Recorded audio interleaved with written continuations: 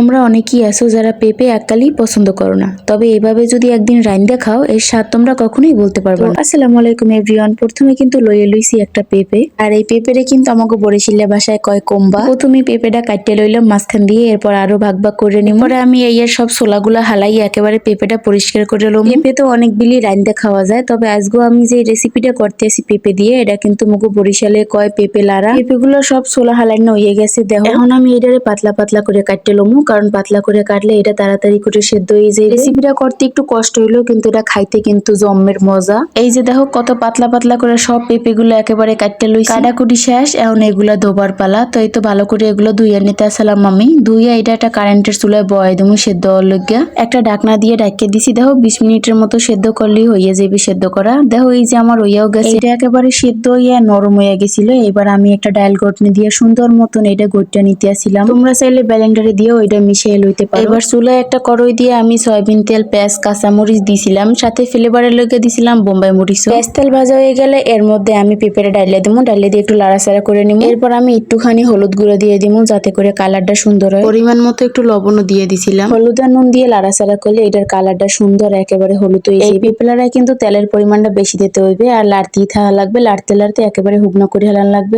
এরপর দিয়ে দিছি ভাজা জিরার গুঁড়া, আর দিছি লগে কয়টা হুগনা মরিচ। এগুলোর লগে একটু চিনি ছিটাইয়াও দিছিলাম, কারণ চিনি দিলে মিষ্টি কুমড় আর পেঁপে দুইটার স্বাদই বাইরে যায়। এরপর কতক্ষণ লাড়াচাড়া করে উড়ি হেলাইলি হয়ে যাবে পেঁপে লাড়া। এটা কিন্তু অনেক মজা, তোমরা বাসায় ট্রাই করবা।